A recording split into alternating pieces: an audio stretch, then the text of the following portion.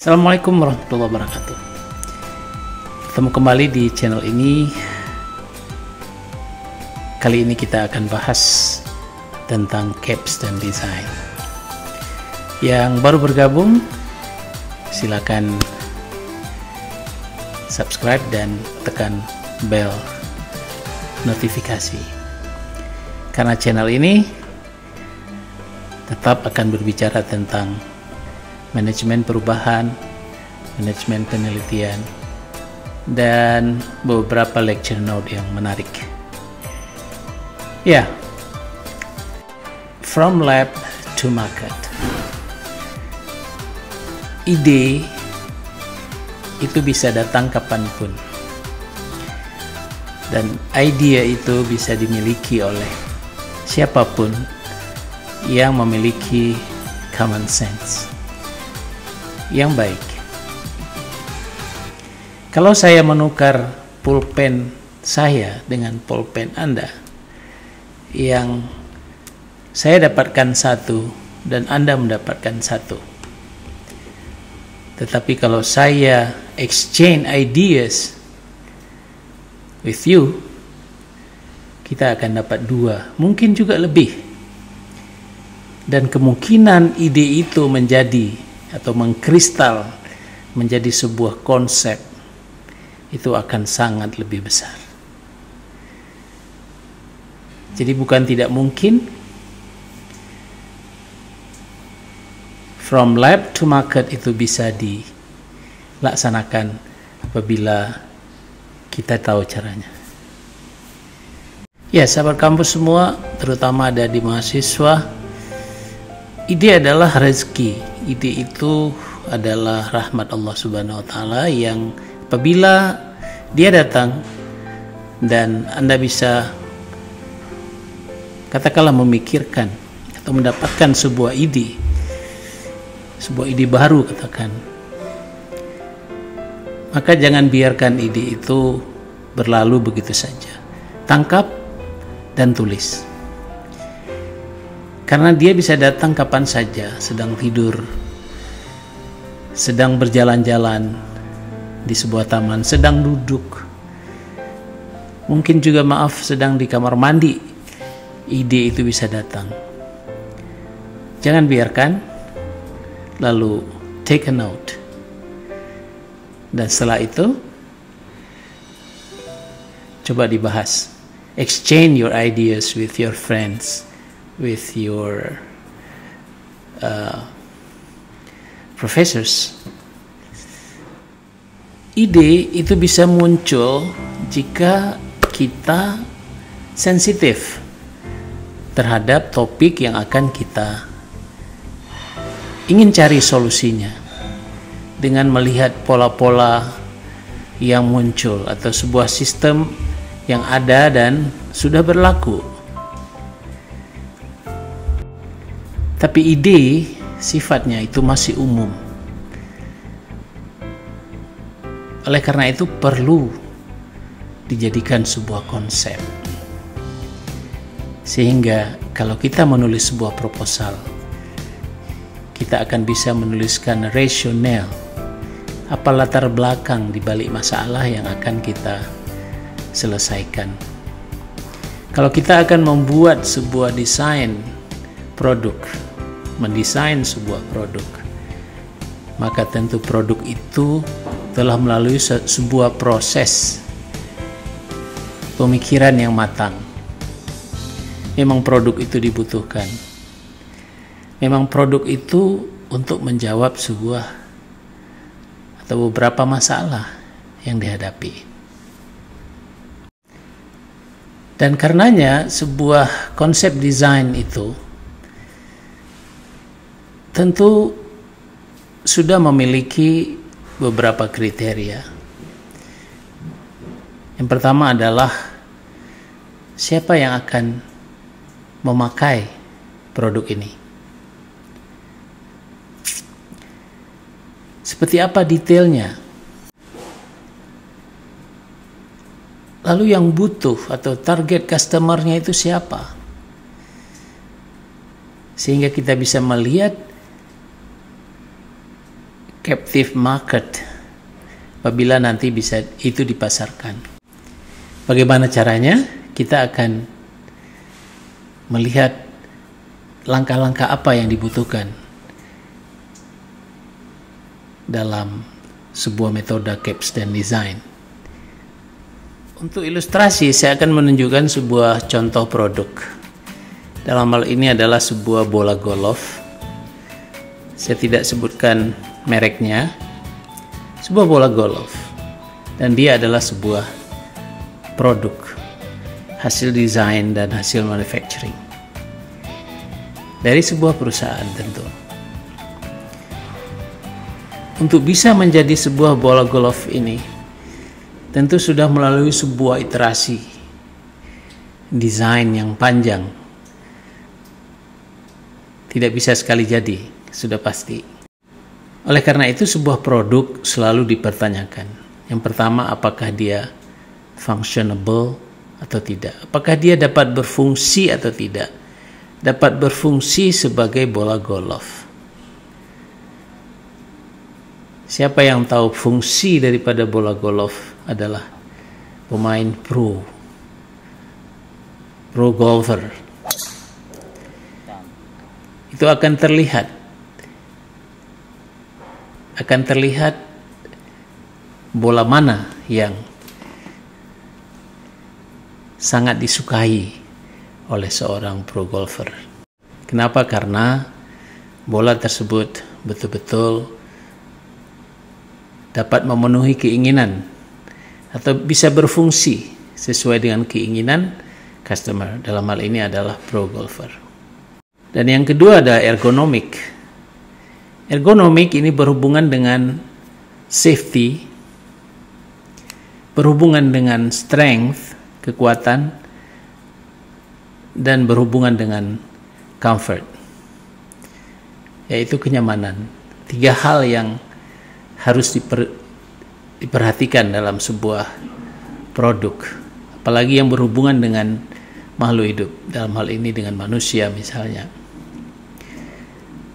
Nah, tentu sebuah bola golf ini sudah memiliki standar yang memang diatur oleh sebuah asosiasi. Diatur berapa diameternya, berapa dimple-nya, segala macam. Ini sudah ada, berapa beratnya. Jadi harus functionable. Yang ketiga adalah reliable. Ini dapat diandalkan atau tidak. Oleh karena itu analisanya bisa jadi dengan statistik. Kalau diuji di laboratorium dengan teknik pengujian yang sudah tertentu, robot untuk memukul bola, alat universal testing machine untuk menekan, untuk mendapatkan pada tekanan atau tegangan berapa dia gagal. Ketika diberikan geseran, karena pada saat chipping atau dipukul dengan iron, ini akan mengalami gesekan yang besar. Bagaimana kekuatan bonding antara lapisan luar dengan lapisan di dalam, karena bola golf itu terdiri dari beberapa lapisan. Ada intinya, ada lapisan tengah, dan ada lapisan luar. 2 atau 3 layer, tergantung merek. Reliable. Nah, sebuah produk juga harus dipikirkan kompetitif atau tidak dengan produk lain. Di dalam hal ini memang di sini membutuhkan survei pasar. Kita harus benchmark dengan produk-produk lain, kelebihan dan kekurangannya, termasuk harga. Dan yang paling penting adalah manufacturable, dapat diproduksi atau tidak. Kalau memang bisa diproduksi, alat apa saja yang dibutuhkan, bahan baku apa saja yang dibutuhkan. skill operator seperti apa yang dibutuhkan, mulai dari input, proses, sampai dengan output. Dan yang terakhir adalah marketable. Inilah ide from lab to market. Dapatkah ini dipasarkan, bukan hanya pasar lokal, nasional, tapi juga internasional. Nah, ide-ide baru yang lain adalah bagaimana pemanfaatan bola-bola golf yang bekas, intinya masih bisa dipakai, lalu dibuat produksi bola golf second hand yang captive marketnya adalah para pemula. Dia akan mencari bola-bola yang murah karena dia hanya ingin belajar memukul bola.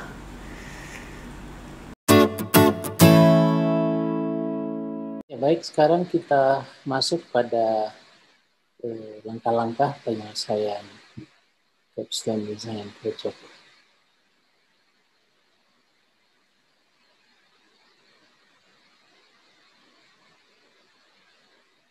Ya, tentu karena ini perkuliahan, jadi mahasiswa harus dibagi menjadi beberapa grup yang terdiri dari katakanlah 5 orang per grup.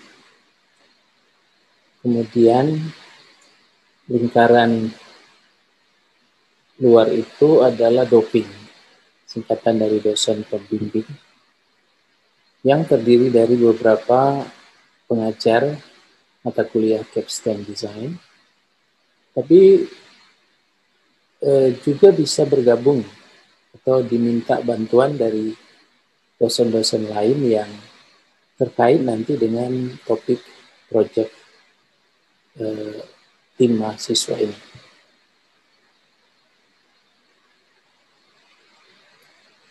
Jadi apa yang dilakukan oleh tim para mahasiswa, yang pertama adalah menentukan topik. Bagaimana menentukan topik sebuah desain, katakan, tentu ini melalui suatu proses yang sifatnya iterasi. Ya, jadi tim perlu menentukan identifikasi daripada kebutuhan customer. Jadi memang harus meninjau ke lapangan, mempelajari kelemahan-kelemahan dari produk yang sudah ada, ya, termasuk batasan-batasan dan standar yang saat ini diberlakukan. Kalau tadi pada contoh bola golf tentu sudah ada standar ukuran, berat, dan lain-lain sebagainya. Kemudian menentukan design requirement. Nah, tentu ini harus bisa nanti kita hubungkan design requirement ini dengan customer need, ya, customer need. Tentu bedanya barangkali dari sisi customer masih sifatnya general, tapi dari sisi design requirement ini sudah ada penjelasan yang lebih detail. Ini langkah yang pertama yang harus dilakukan oleh tim.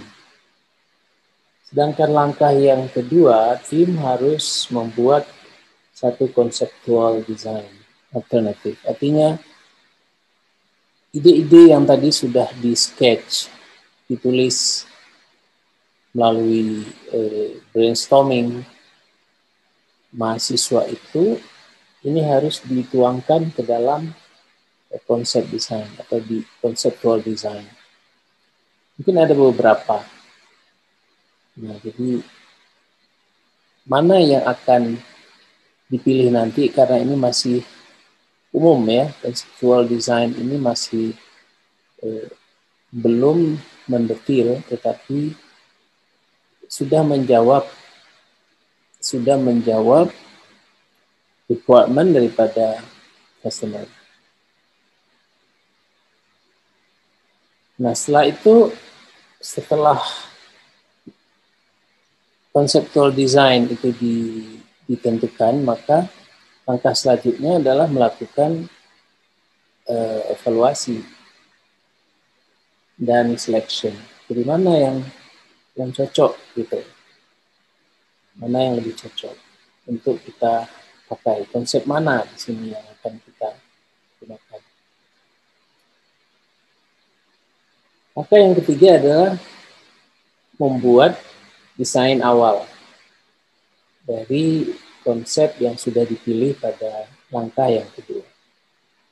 Jadi desain awal ini sebenarnya kita sudah mulai fokus karena kita sudah memilih satu topik, satu desain konsep, ya. Artinya kita sudah mempertimbangkan, artinya kita sudah ya kita sudah mempertimbangkan hal-hal apa yang menjawab kebutuhan customer di satu sisi dan design requirement di sisi yang lain. Nah, tentu tidak bisa dilakukan desain awal atau preliminary design ini jika tidak memiliki data. Apakah itu sementara ini memang datanya data sekunder, ya. Apakah melalui research, melalui ya research itu biasa dipublikasikan di jurnal kah atau di seminar proceeding, atau barangkali tim juga bisa melihat katalog produk yang sudah ada, buku-buku paten, ya, buku-buku paten. Nah, sekarang kita bisa akses secara digital.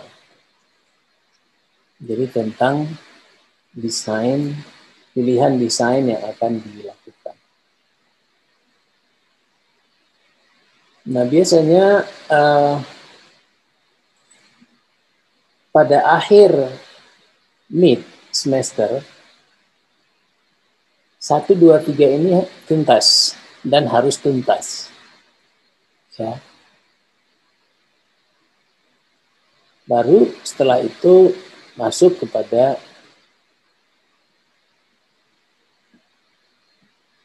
langkah yang keempat.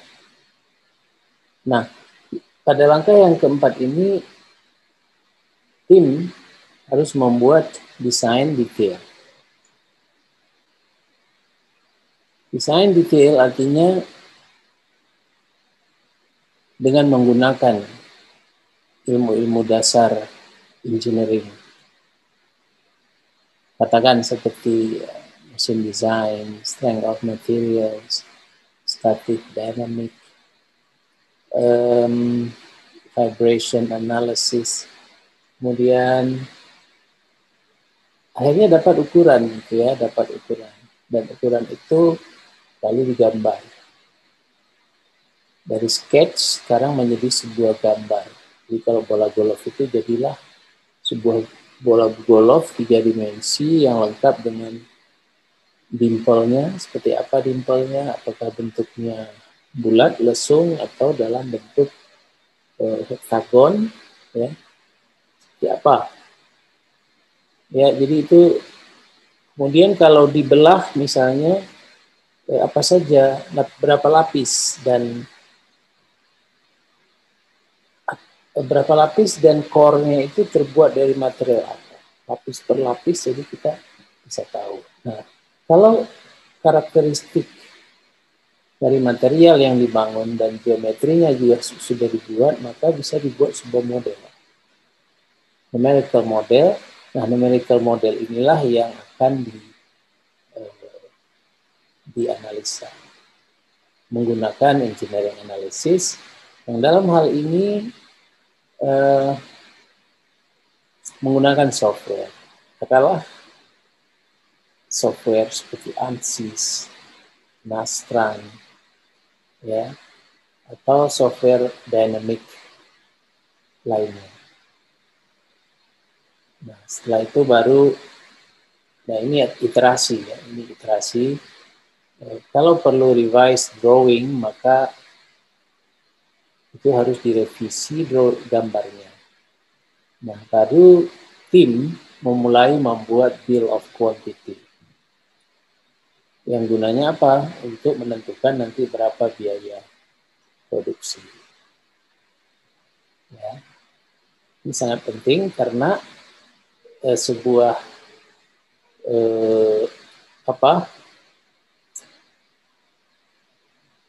sebuah desain, caption design itu mahasiswa diajarkan bukan hanya memahami atau mengetahui bagaimana engineering ya, production, tetapi juga cost. Ya, cost. Nah, cost ini tidak akan ada kalau kita nggak bisa membuat bill of quantity atau BOQ. Nah, itu ada di langkah yang keempat. Nah, tentu di langkah yang keempat ini perlu lagi data tambahan atau input dari luar. Apakah itu berupa review dari artikel-artikel yang sudah pernah dipublish, project report yang mungkin produk serupa ya, yang sudah ada, jadi ini perlu dikerjakan. Nah, setelah itu kita baru membuat prototyping. Jadi prototype berarti kita membuat bola golf. Ya. Kita membuat bola golf. Dari awal kita membuat sebuah contoh prototype-nya bola golf. Jadi kita bisa memulai dengan dalam hal ini adalah sebuah produksi. Nah, tapi ini masih sekali lagi masih skala laboratorium. Ya, skala laboratorium. Setelah itu kita masukkan kepada testing, apakah field testing dengan langsung menguji diletakkan di atas keypad, lalu dipukul oleh pro golfer menggunakan wood 1, wood 3, dan menggunakan iron. Dan bila diperlukan juga kita bisa tes bagaimana gulirannya ya di green dengan menggunakan putter. Jadi testing ini bisa dilakukan setelah prototyping ini kita buat. Nah, tentu hasilnya kita bisa lihat sendiri. Ya, sebagai prototype produk laboratorium, mungkin ada kinerja daripada produk kita yang belum memenuhi syarat. Nah, untuk ini maka perlu dibuat design improvement. Terasi lagi design improvement. Setelah kita temui, maka kita harus naik lagi ke atas untuk melihat apakah materialnya yang dirubah. Mungkin kita salah menghitung pembebanannya. Tapi kita perlu menganalisis kembali. Ya, kira-kira seperti itu. Atau ada pengujian yang kita belum lakukan. Misalnya terhadap environmental attack. Bagaimana kalau ada lingkungan yang namanya bola golf, kadang-kadang ada lapangan golf yang dekat dengan pantai, ya, tapi ada juga yang di gunung. Tapi semua lapangan itu pasti punya rintangan. Jadi bagaimana kemampuan bola ini menghadapi rintangan-rintangan itu, barangkali ini menjadi poin untuk improvement kinerja daripada bola golf itu. Nah, ini tentu pada akhirnya kita membuat atau kita mengukur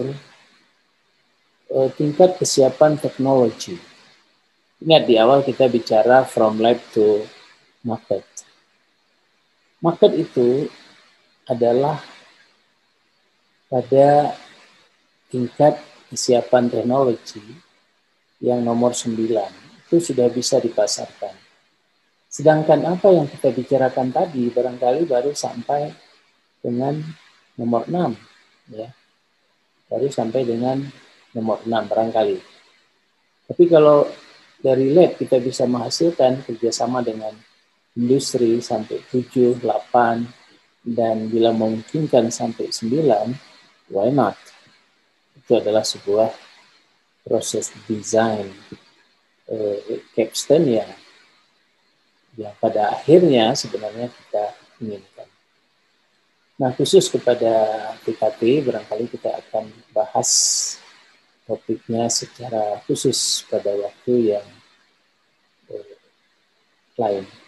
Nah, ini bahan kuliah pertama untuk mahasiswa yang mengambil kuliah capstone design. Iya, tentu saya berharap ini mendapat sebuah gambaran. Kalau kita ingin simpulkan bahwa design engineers itu bukan hanya punya kompetensi dalam bidangnya, tetapi dia juga harus bisa bekerja di dalam sebuah tim, karena apa yang dilakukannya itu terkait dengan bidang-bidang. Seorang mechanical engineer mungkin perlu electrical engineer, mungkin perlu structural engineer, industrial engineer, chemical engineer, atau kepakaran lainnya, termasuk ilmu-ilmu sosial. Jadi dalam keadaan nyata memang seperti itu. Jadi nggak bisa satu bidang ilmuwan itu bekerja sendiri untuk menghasilkan sebuah produk yang pada akhirnya kita sebut sebagai produk yang kompetitif dengan TRL yang 9. Nggak bisa kan? Nah, untuk mempercepat itu, maka mahasiswa yang mengambil capstone design ini harus duduk di dalam sebuah tim yang memiliki yang pertama adalah hard skill, yang kedua adalah soft skill. Nah, ini yang akan bisa menjawab tantangan production. Lalu baru diikuti langkah-langkah 1 sampai dengan 6 seperti yang kita jelaskan tadi. Ya, mudah-mudahan bermanfaat. Oke, jangan lupa subscribe, like, dan share. Silakan berikan komen di kolom komentar. Saya siap untuk dan merespon jika ada pertanyaan. Sekian dulu. Assalamualaikum warahmatullahi wabarakatuh.